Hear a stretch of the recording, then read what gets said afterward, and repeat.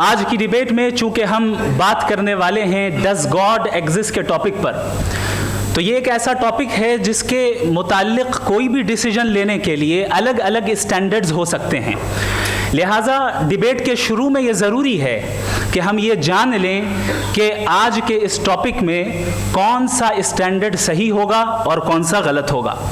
सबसे पहला स्टैंडर्ड जिसे मैं समझता हूँ कि हमारे रिस्पेक्टेड जनाब जावेद अख्तर साहब बड़ी तेज़ी के साथ उसकी तरफ लपकेंगे, वो है साइंस।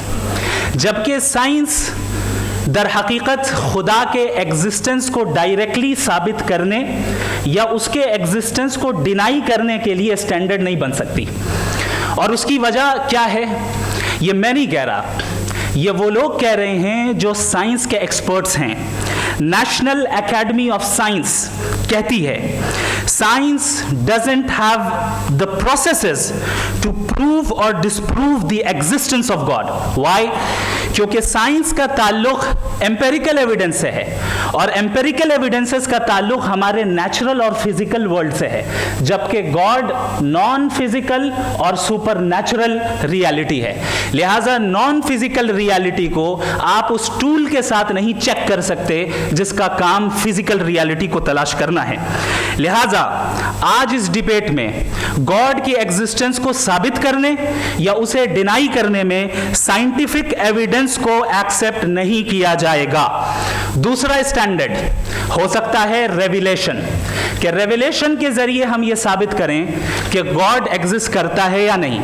लेकिन ये स्टैंडर्ड भी आज इररिलेवेंट है। क्यों? क्योंकि रेविलेशन मेरे नज़दीक सोर्स ऑफ नॉलेज है, वैलिड सोर्स ऑफ नॉलेज है, लेकिन हमारे जावेद अख्तर साहब के नज़दीक ये वैलिड सोर्स ऑफ नॉलेज नहीं है। लिहाजा आज की डिबेट में मैं एक भी एविडेंस किसी भी मजहबी स्क्रिप्चर से नहीं दूंगा ताकि जावेद अख्तर साहब के लिए वो अनएक्सेप्टेबल ना हो। तीसरा जो मेयार हो सकता है वो है ऑब्जर्वेशन, कि भाई कोई कहे कि हमें खुदा दिखाओ, अगर है तो दिखाओ, या ये कि खुदा के एग्जिस्टेंस पर एम्पेरिकल एविडेंस दो, तो ये है दर हकीकत गलत टूल का इस्तेमाल करना। ये ऐसा ही है कि जावेद साहब मुझसे ये मुतालबा करें कि मुफ्ती साहब आप मेटल डिटेक्टर के जरिए प्लास्टिक डिटेक्ट करके दिखाएं। अब चूंकि प्लास्टिक डिटेक्ट नहीं हो पा रही है लिहाजा plastic does not exist. No, you are using the wrong tool. इस टूल से प्लास्टिक को डिटेक्ट नहीं किया जाता। लिहाजा मैं समझता हूं कि गॉड के एग्जिस्टेंस पर एम्पेरिकल एविडेंस का मुतालबा करना एक बचकाना मुतालबा है और हमारे रिस्पेक्टेड जनाब जावेद अख्तर साहब इस स्टेज से अब बहुत आगे निकल चुके हैं। अब बचता है एक ही स्टैंडर्ड और वो स्टैंडर्ड है अक्ल, लॉजिक, रीजनिंग। और यही वो स्टैंडर्ड है जिसके तहत गॉड की एग्जिस्टेंस को साबित किया जाएगा या गॉड की एग्जिस्टेंस को डिनाई किया जाएगा। लेकिन चूंकि ये बहुत इंपॉर्टेंट और सेंसिटिव टॉपिक है, इसलिए लॉजिकल आर्ग्यूमेंट भी ऐसा होना चाहिए जो डेफिनेटिव हो, इनडेफिनेटिव ना हो, जो 2 और 2 4 की तरह बिल्कुल वाजे हो, जिसे लॉजिकली रिजेक्ट करना पॉसिबल नहीं हो। फॉर एग्जाम्पल हम कहें हमारे रिस्पेक्टेड मिस्टर सौरभ साहब ये एक इंसान है और तमाम इंसान कॉन्शियस बीइंग है, लिहाजा नतीजा क्या निकला, हमारे सौरभ साहब भी कॉन्शियस बीइंग है। क्या ये इनडेफिनेट आर्ग्यूमेंट है या डेफिनेट आर्ग्यूमेंट है? ये डेफिनेट आर्ग्यूमेंट है। ये 2 और 2 की तरह वाजे है, इसमें किसी तरह जो है लॉजिकली इसको रिजेक्ट नहीं किया जा सकता। तो अगर आज हमारे जावेद अख्तर साहब ऐसी कोई अकली दलील और लॉजिकल एविडेंस दें खुदा के ना होने पर जो डेफिनेट भी हो, तो मैं ये ऐलान करता हूं कि यकीनन मैं उस एविडेंस को कबूल करूंगा और उस पर गौर करूंगा। लेकिन साथ में यह भी ऐलान कर देता हूं प्रेडिक्शन के तौर पर कि ऐसा कोई डेफिनेट आर्ग्यूमेंट कोई नहीं पेश कर सकता। दलील हम देंगे और डेफिनेटिव दलील देंगे, लॉजिकल दलील देंगे, ऐसी दलील देंगे जो एंटायर एथिस्टिक वर्ल्ड उसे रेफ्यूट नहीं कर सकती। चलें अब हम एक एग्जाम्पल सोचते हैं, एक सिनेरियो, सिंपल सिनेरियो, तमाम ऑडियंस से गुजारिश है, हम और आप एक आइसोलेटेड आइलैंड पर हैं, ऐसा आइलैंड जहां पे हमसे पहले कोई कभी नहीं गया। चलते चलते आपके सामने अचानक आपने देखा एक पिंक कलर की बॉल पड़ी हुई है। सबसे पहला सवाल आपके जहन में क्या आएगा कि ये बॉल यहां क्यों आई, कैसे आई? ये पिंक कलर की ही क्यों है? कोई और कलर भी हो सकता था। ये इसी शेप में क्यों है? कोई और शेप भी हो सकता था। नेचुरली आप इस तरफ पहुंचेंगे कि कोई ना कोई है जिसने इन स्पेसिफिक प्रॉपर्टीज के साथ इस बॉल को बनाया है और यहां पे रखा है। चूंकि आप जानते हैं कि ये जो बॉल है इसका एग्जिस्ट करना जरूरी नहीं है। ये एग्जिस्ट कर भी सकती थी, नहीं भी कर सकती थी, और एग्जिस्ट करना ही था तो किसी और फॉर्म में करती, किसी और कलर में करती। अब आप इस बॉल को एक्सपैंड करते चले जाएं, एक्सपैंड करते चले जाएं, एक्सपैंड करते चले जाएं, यहां तक कि ये बॉल यूनिवर्स के साइज की हो जाए। बताइए कि क्या साइज के बढ़ जाने से सवाल बदल जाएगा? हरगिज नहीं बदलेगा। अभी भी सवाल रहेगा, ये यूनिवर्स कहां से आया, इन स्पेसिफिक प्रॉपर्टीज के साथ कहां से आया, क्यों आया, किसने बनाया? ये सवाल उस वक्त भी वैलिड रहेगा।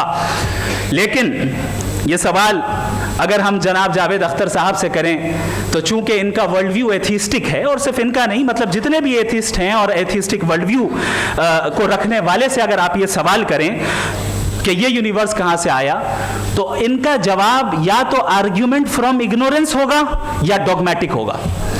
या तो ये कहेंगे कि मुझे नहीं पता कि ये कहां से आया, लिहाजा गॉड डज नॉट एग्जिस्ट, ये आर्ग्यूमेंट फ्रॉम इग्नोरेंस है। या ये कहेंगे कि ये यूनिवर्स खुद ब खुद बन गया, इसका मतलब ये है कि उस बॉल को भी खुद ब खुद बन जाना चाहिए। लेकिन बॉल के ताल्लुक से ये एक्सप्लेनेशन एक्सेप्ट नहीं की जाएगी कि ये खुद ब खुद बन गई, लेकिन यूनिवर्स के ताल्लुक से कर दिया जाएगा। इसे हम दूसरे अल्फाज में डॉगमा भी कह सकते हैं। दूसरी चीज, हमारे जावेद अख्तर साहब जरूर गॉड ऑफ गैप्स की मिसाल भी जरूर देंगे, और मिसाल देंगे कि पहले ज़माने में बिजलियां कड़कती थी तो लोगों ने किसी एक खुदा की तरफ, और बारिश होती थी तो दूसरे खुदा की तरफ मंसूब कर दिया, उनके पास दलील नहीं थी। यह हमारा वर्ल्ड व्यू है ही नहीं, यह हमारा वर्ल्ड व्यू है ही नहीं, क्योंकि नेचुरल फिनोमेना के प्रोसेस की इंटरप्रिटेशन को जान लेने से यह कहां से साबित हो गया कि गॉड एग्जिस्ट नहीं करता है। इस पर मैं इंशाल्लाह अभी आगे बात करूंगा। आप हजरात ये भी देखेंगे, और मैं ये एक्सपेक्ट करता हूं कि हमारे रिस्पेक्टेड जनाब जावेद अख्तर साहब ज़रूर इमोशनल आर्ग्यूमेंट्स भी देंगे, जो कि एक लॉजिकल फैलेसी है जब बात आती है ट्रुथ को डिसाइड करने में। क्यों? मिसाल के तौर पर वो कहेंगे कि अगर गॉड है तो ईविल क्यों एग्जिस्ट करता है, जबकि मैं कहता हूं ईविल का एग्जिस्ट करना गॉड के एग्जिस्ट करने की दलील है, उसके खिलाफ नहीं है। क्योंकि अगर गॉड है तो हम सब उसके सामने अकाउंटेबल हैं, और अगर हम अकाउंटेबल हैं तो अकाउंटेबिलिटी के लिए ईविल का मौजूद होना जरूरी है, उसके बगैर हम अकाउंटेबल नहीं हो सकते। और अगर हम अकाउंटेबल नहीं हैं तो हम जनाब जावेद अख्तर साहब से पूछेंगे कि आप बताएं कि फिर सफरिंग इस दुनिया में क्यों है? अगर खुदा नहीं है तो सफरिंग क्यों है? और उन लोगों के जज्बे का क्या जिनके अंदर सफरिंग के बाद इंतकाम लेने का जज्बा पाया जाता है और वो इस दुनिया से ऐसे ही चले गए, क्या उनकी सारी तकलीफें बेकार चली जाएंगी? अब आ जाएं उसी एग्जाम्पल की तरफ कि बॉल, मुझसे अगर कोई पूछे इस बॉल को किसने बनाया, और या इस एक्सपेंडेड बॉल को किसने बनाया, मैं कहूंगा कि चूंकि ये यूनिवर्स और इस यूनिवर्स की तमाम चीजें कॉन्टिंजेंट हैं। कॉन्टिंजेंट होने का मतलब ये होता है कि जो अपने एग्जिस्टेंस पे किसी के ऊपर डिपेंड करती हो, तो जाहिर है ये यूनिवर्स कॉन्टिंजेंट है। और अगर कोई चीज कॉन्टिंजेंट नहीं है तो मैं रिक्वेस्ट करूंगा कि मुझे दिखा दें कि कौन सी चीज यूनिवर्स में कॉन्टिंजेंट नहीं है, हम भी जरा गौर कर लें और हम भी देख लें। और जब कॉन्टिंजेंट चीजें मौजूद हैं तो फिलोसोफर्स की इस्तिलाह के मुताबिक, हम उस टर्मिनोलॉजी के मुताबिक हम उस जगह तक पहुंचते हैं और उस हस्ती तक पहुंचते हैं जिसे नेसेसरी बीइंग कहा जाता है, कि ये वो नेसेसरी बीइंग है जिसका मौजूद ना होना नामुमकिन हो। क्योंकि अगर ये मौजूद ना हो तो सारी चीजें एग्जिस्टेंस में आएंगी ही नहीं, और ये सारी कॉन्टिंजेंट चीजें उसी के ऊपर डिपेंड करती हैं। अब अगर आप ये सवाल करते हैं कि फिर उस हस्ती को किसने बनाया, फिर उसका कॉज क्या है, फिर उसका कॉज क्या है, फिर उसका कॉज क्या है, और एंडलेसली चले जाएं, इसे हम कहते हैं इन्फिनिट रीग्रेस ऑफ कॉजेस, जो कि लॉजिकल फैलेसी है। कॉन्सेप्चुअली इंफिनिटी पॉसिबल है। मिसाल के तौर पे न्यूमेरिकल्स 1 2 3 गिनते चले जाएं, इन्फिनिट नंबर्स हैं। मैं कॉन्सेप्चुअली बात नहीं कर रहा, प्रैक्टिकली रियलिटी में साबित करके दिखाएं कि infinite regress of causes possible है या नहीं। अगर पॉसिबल है तो हम मान लेंगे, मिसाल दे दें, और पॉसिबल नहीं है तो एक ही ऑप्शन बचता है जिसे हम कहते हैं नेसेसरी बीइंग। ऐसी नेसेसरी बीइंग जो इंडिपेंडेंट है, क्योंकि अगर वो डिपेंडेंट हुई तो वो नेसेसरी नहीं रहेगी। ऐसी इंडिपेंडेंट बीइंग जो इटर्नल है, अगर वो इटर्नल नहीं होगी, उसकी बिगिनिंग होगी तो वो खुद कॉन्टिंजेंट है। ऐसी बीइंग जो पावरफुल है, क्योंकि कॉन्टिंजेंट को एक्चुअलाइज करने के लिए पावर चाहिए। ऐसी बीइंग जो इंटेलिजेंट है और नॉलेजेबल है, क्योंकि ये यूनिवर्स स्पेसिफिक फॉर्म और स्पेसिफिक लॉज ऑफ नेचर के तहत प्रिसाइजली चल रहा है। Thank you. थैंक यू मुफ्ती साहब। मैं इन दलीलों के बाद जावेद अख्तर साहब से गुजारिश करूंगा, आप बैठ के बोलना चाहेंगे या बाहर? जी जी।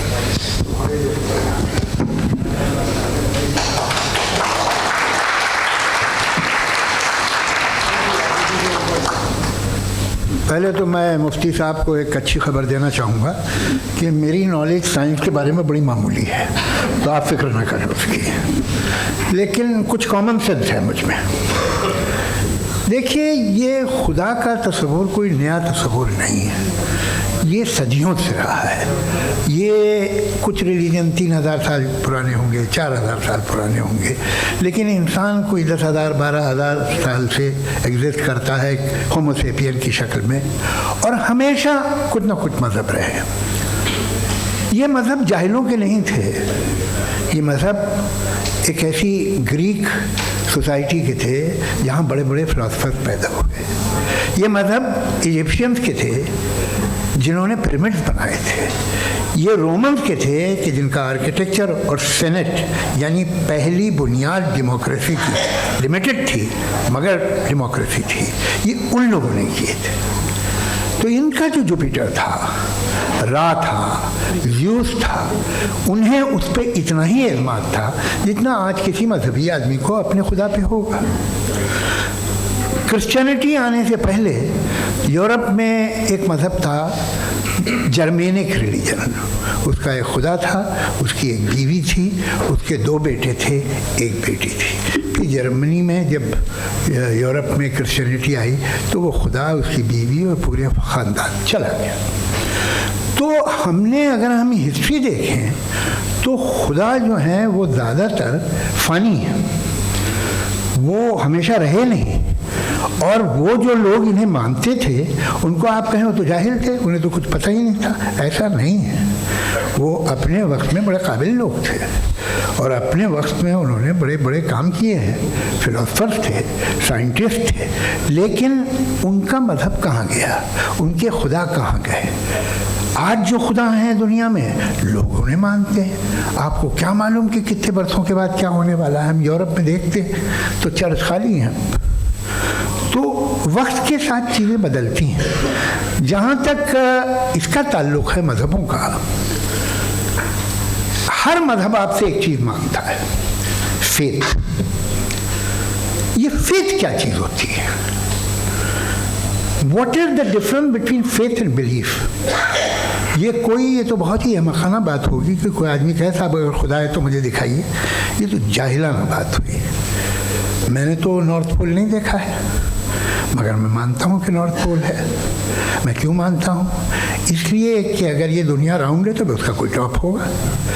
कुछ लोग हैं जो वहाँ गए भी हैं, कॉमन सेंस कहता है कि ऐसा होगा, सबूत है, गवाह है, रीज़न है। तो ये मेरा फेथ नहीं है। तो फेथ में और बिलीफ में डिफरेंस क्या है? जो मज़हब मांगता है आपसे, हर मज़हब फेथ मांगता है। फेथ का मतलब ये है कि ना कोई गवाह हो, ना कोई सबूत हो, ना कोई रैशनल हो, ना कोई लॉजिक हो, ना कोई प्रूफ हो, मगर तुम एक बात को मानो। ये है फेथ। वरना बिलीफ होता। अगर इसमें कुछ भी सबूत होते, गवाह होते, तो फिर इसे आप बिलीफ कहते हैं। जैसे मेरा बिलीफ है कि नॉर्थ पोल है, मेरा फेथ थोड़ी है। फेथ इन तमाम शर्तों को रद्द करता है। तो फिर स्टुपिडिटी क्या है? अगर मैं एक बात ऐसी मानूं जिसकी ना कोई लॉजिक है, ना कोई रैशनल है, ना कोई प्रूफ है, ना कोई गवाह है, ना कोई सबूत है, और मैं उसे मानूं, तो ये स्टुपिडिटी हुई। इसे ही भाई कल को मैं यकीन कर लूँ कि एलॉन मस्क जो है मेरा भाई है, तो मुझे इंतहाई खुशी होगी, सुकून भी बहुत मिलेगा मुझे। लेकिन और कहे भाई क्यों मानते हो, क्या सबूत है भाई, वो तो अमेरिकन है और तुम तो इंडियन हो, वो तो नस्ल लगे, तुम्हें कभी मिले भी नहीं। साहब देखिए मेरा फेथ है, इस पर बात न किया। फेथ का मतलब ही यह है कि आप प्रूव नहीं कर सकते। अगर आप प्रूव कर सकते हो तो फेथ की ज़रूरत ही नहीं, फिर तो आप बात करेंगे, आप कितनी बहस कर लीजिए। अल्टीमेटली दुनिया का हर मज़हब फेथ पे टिका है, और फेथ का मतलब है एक ऐसा यकीन जिसका कोई सबूत, कोई गवाह, कोई रैशनल नहीं। अब आप ये कहें कि क्या आप ये क्यों कह रहे हैं कि साहब ये कायनात किसने बनाई? कमाल ये है कि आपने बताया कि एक आइलैंड पे गए और एक बॉल देखी। आपने ये नहीं कहा कि आइलैंड किसने बनाया, आपको सिर्फ बॉल पे हैरत हुई। हमने आइलैंड पे हमने हैरत नहीं की, होते हैं आइलैंड। इसी तरह ये आइलैंड है, सितारे, ये गैलेक्सीज, ये सब आइलैंड हैं खला में। हम उन्हें टेकन फॉर ग्रांटेड लेते हैं, हम पूछते नहीं किसने बनाए। आपने जजीरे के बारे में भी नहीं पूछा है। मेरी पैदाइश कैसे हुई? क्या मैं प्लान पैदा हुआ था? I was plan to be born, या एक लकी स्पर्म था जो किसी एक से चिपक गया? मेरी पैदाइश रैंडम। और इंसाफ जिसे आप कहते हैं, इंसाफ का तो नेचर से कोई वास्ता ही नहीं है। जो आप कहते हैं कि एक दिन इंसाफ मिलेगा, insaf is a human concept. Nature में कोई इंसाफ नहीं। अगर शेर हिरन को खा जाता है तो उसे कोई सजा नहीं मिलती। अगर एक आंधी आती है और हरे भरे पेड़ों को उखाड़ के फेंक देती है तो आंधियों की जेल नहीं होती है। नेचर में इंसाफ नहीं, इसलिए मुझे नेचर को इंसाफ की ज़रूरत भी नहीं। नेचर तमाम एक है। अब हम कहें कि साहब ये देखिए जो मैंने खाना खाया था, ये मेरी आँख तो नहीं यूँ कर दिया उसे, तो इसे सज़ा मिलनी नहीं। वो सिस्टम है, ऐसे ही चल रहा है। नेचर बग़ैर इंसाफ के है। इंसाफ इज़ अ ह्यूमन कॉन्सेप्ट। तो जो आपसे कहता है कि मैं तुम्हें इंसाफ दूंगा, वो इंसानी जहन की पैदावार है। ये नेचुरल है ही नहीं, ये आसमानी है ही नहीं। नेचर का तसव्वुर, इंसाफ का तसव्वुर। भाई आप साथ मिलते हैं, अब आप लेफ्ट हैंड ड्राइव कर लें, ये क्या है? तमाम सच, तमाम नेकी, तमाम शराफत लेफ्ट हैंड ड्राइव है। वरना क्या होगा, या तो आप क्रॉस कर देंगे, आपका एक्सीडेंट हो जाएगा, या आप किसी को मार देंगे, या ट्रैफिक जैम हो जाएगा। झूठ, बेईमानी, रिश्वतखोरी, ये तमाम जो है driving on the wrong side है। इसके ऊपर कुछ नहीं। ये तो हमने बनाया, जैसे हमने लेफ्ट हैंड ड्राइव बनाई है। ये कॉन्सेप्ट ऑफ इंसाफ जो है ये हमारा है, इसका नेचर से कोई वास्ता नहीं। शेर खा जाता है हिरन को, उसे जेल होती है क्या? कुछ भी नहीं है ही नहीं। तो ये जो दुनिया के रिलीजन प्रॉमिस करते हैं आपसे इंसाफ, इसी से मालूम होता है कि ये मैन मेड है। ये तसव्वुर कहीं और का है ही नहीं। जो नेचर है, कुछ लोग कहते हैं नेचर ही खुदा है, तो नेचर में तो इंसाफ नहीं कहीं। और आप वादा कर रहे हैं कि तुम्हें मरने के बाद इंसाफ मिलेगा। मुझे अगर मिलेगा तो मैं बहुत खुश हूँगा, लेकिन मैं यकीन नहीं कर पाता हूँ, इसलिए कि मैं फेथ नहीं पैदा कर सकता। The very fact that religions demand faith, इसका मतलब है कि उनके पास जस्टिफिकेशन नहीं है। अच्छा था, फिर रिलीजन अगर मॉडरेशन में है, कोई सा भी है, वो आप में कुछ खूबियाँ भी पैदा करता होगा। देखिए उससे ये फ़ायदा है, वो फ़ायदा है। अल्कोहल जो है वो ज़्यादातर दवाओं में यूज़ होती है। और एक सर्वे किया गया था अमेरिका में कि लॉन्जिटिविटी किन लोगों की है, तो एक तरफ वो लोग थे जो शराब पीते ही नहीं थे, और एक तरफ वो थे जो एक बोतल शराब रोज़ पीते थे। सबसे ज़्यादा लंबी उम्र उनकी है जो 2 पैक नाप के शराब पीते और खाना खाते हैं। मगर हम शराब को बुरा समझते हैं, मैं भी बुरा समझता हूँ। क्यों? ऐसा होता नहीं। कुछ चीज़ों में आदत होती है कि वो बढ़ती है। आज तक मैं एक आदमी दूध पीता है, आप 10 साल बाद भी मिलेंगे तो एक ही गिलास पीता होगा। ऐसा नहीं होता, सुबह से दूध पीता रहता है। मिल्कोहलिक मैंने नहीं देखे, अल्कोहलिक होते हैं। ये टेंडेंसी है मजहब की कि वो बढ़ता है, जैसे कैंसर बढ़ता है, जैसे शराब बढ़ती है। कुछ लोग होंगे जो उसे सही तरह से यूज़ करते। मुझे यकीन है कि हमारे मुफ्ती साहब भी उनमें से एक हैं, इनसे बहुत खुशी हुई मुझे इनसे मिलकर। लेकिन कितने लोग हैं कि आज आप देखते हैं दुनिया में जो तबाहियाँ हैं, इनमें कितना हाथ है उन लोगों का जो बिलीवर कहते थे। मजहब ये नहीं कहता, ना कहता होगा।